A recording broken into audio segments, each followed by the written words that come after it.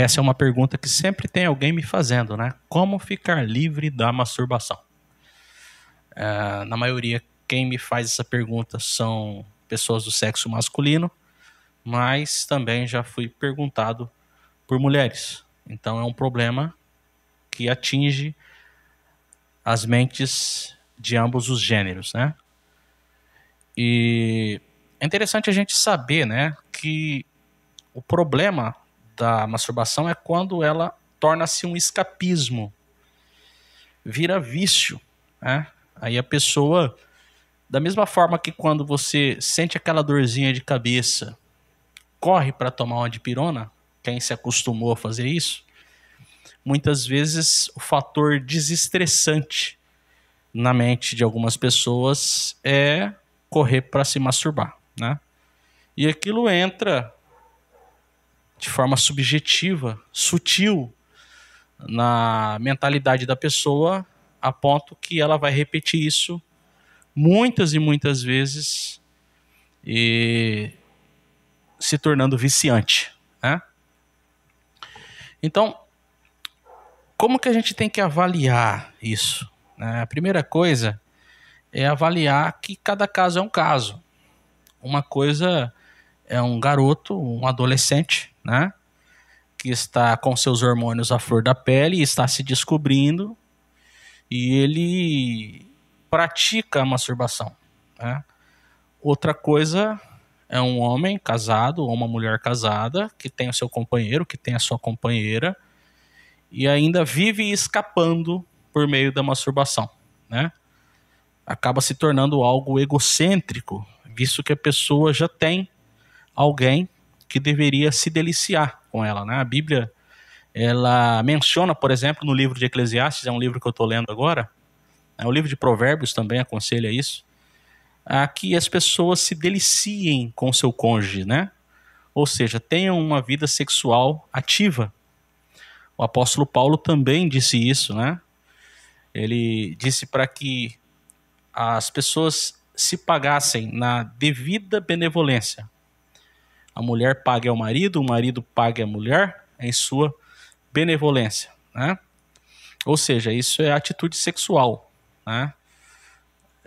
Quem se casa deve prestar atenção nisso e não omitir esse direito do seu esposo e da sua esposa, né? Então, quem se casa, já se casa sabendo que está devendo sexualidade ao seu cônjuge, né? Isso é bíblico, ok? E o que acontece é que cada caso é um caso, a gente não pode entender que aquele adolescente está se rebelando contra a vida, né? Ele está apenas se descobrindo. É claro, é necessário aconselhamento para que ele não transforme isso num escapismo e incorra nos mesmos problemas quando estiver adulto, tá? Em relação a Deus, Deus é misericordioso e justo. Deus não vai ficar pisoteando as pessoas. Deus não fica odiando as pessoas por conta de problemas que vão prejudicá-las a si própria, né? E quando a pessoa é casada e nega, né, a vida sexual ao seu parceiro, a sua parceira também vai prejudicar a vida conjugal. A gente precisa entender que Deus é misericordioso, né? Deus não vai sair perseguindo essas pessoas querendo matá-las, né? A religião é que provoca esse sentimento, né? De, além de tudo, a pessoa ter que lidar com essa doença, porque se torna um vício, se torna uma doença emocional, né? E além de tudo, vem a religião e diz que ela vai ser castigada por Deus. O problema tem que ser tratado como uma enfermidade emocional, tá? Se a gente consegue ver isso, quanto mais Deus. Quem transforma Deus num carrasco é a religião. E não sabem lidar com esse problema do jeito que deveria. As denominações não sabem conversar com os jovens, nem com os casais, acerca da masturbação.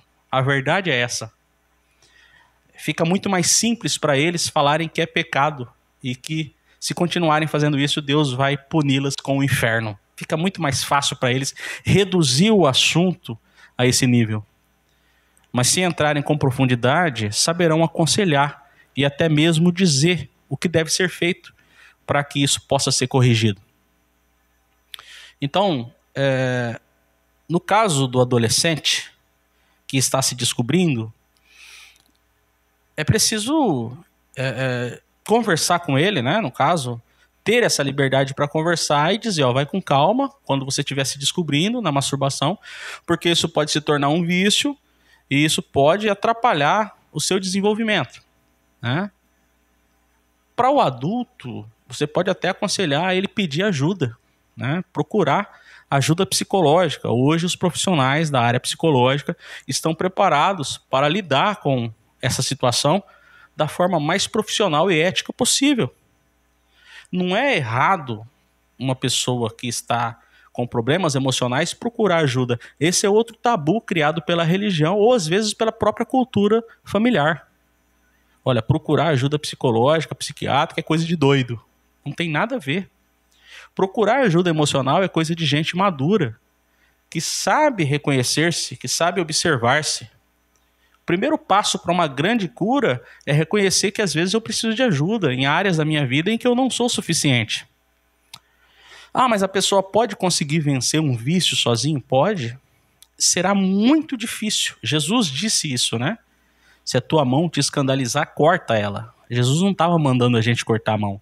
Ele estava dizendo que um hábito que muitas vezes a gente carrega conosco vai se tornar parte de nós, de tal forma que se desligar dessa atitude, se desligar desse comportamento, vai ser difícil tanto quanto você cortar a sua própria mão.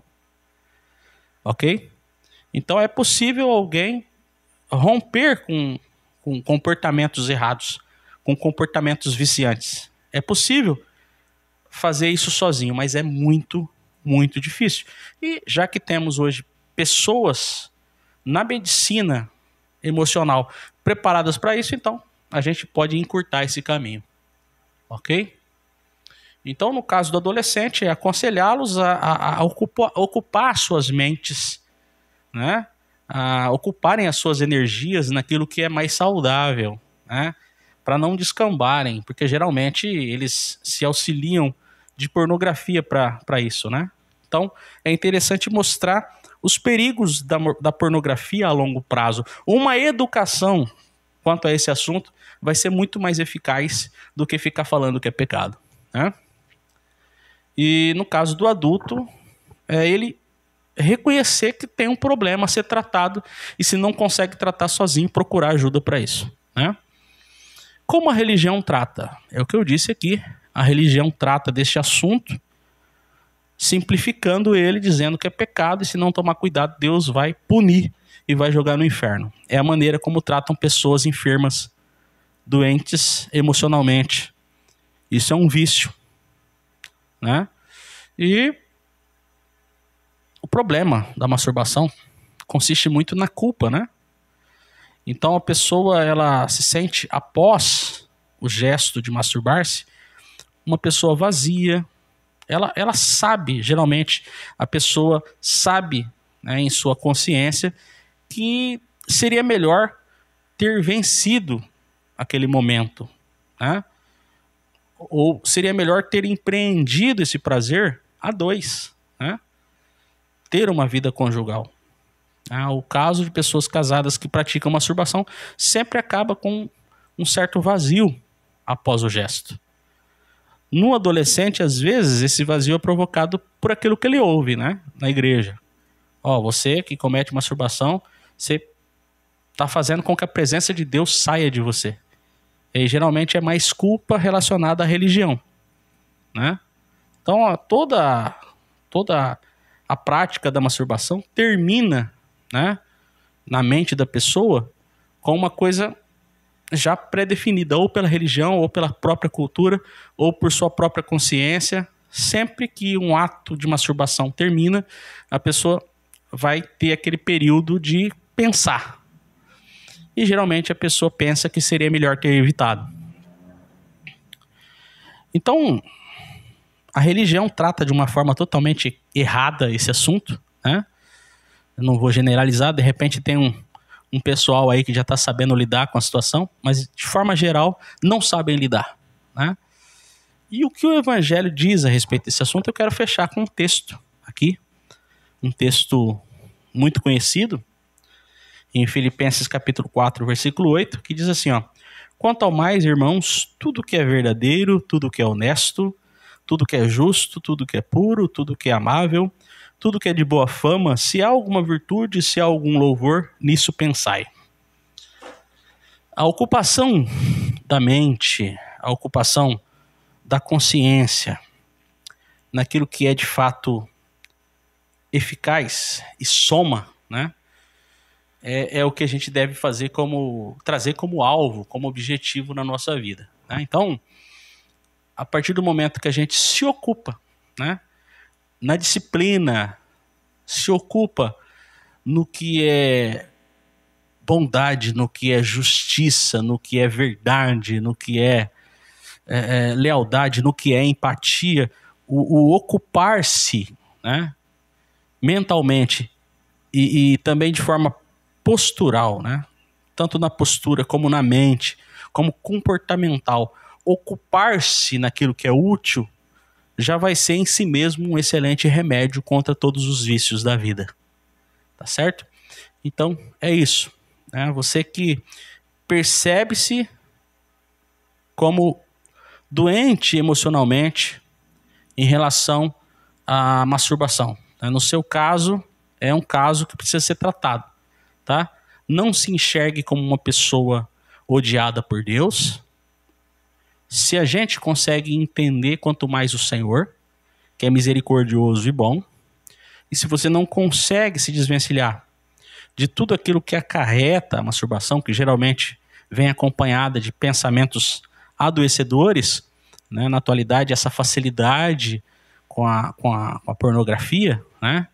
Que comprovadamente ela vai se degradando cada vez mais, a ponto de chegar um momento que a pessoa pensa verdadeiros absurdos, né? Envolvendo fantasias com pessoas que às vezes te trata com carinho e amor, mas na sua mente, você, quando se fecha sozinho no quarto, tem pensamentos ruins a respeito daquela pessoa, pensamentos de fantasia que envergonham, né? Então, a masturbação geralmente vem acompanhada com pornografia, que faz mal e que faz você adoecer até os seus pensamentos com as pessoas que te querem bem, né? Ela deprava, num sentido bem corrosivo, a mentalidade da pessoa, tirando a sua saúde emocional.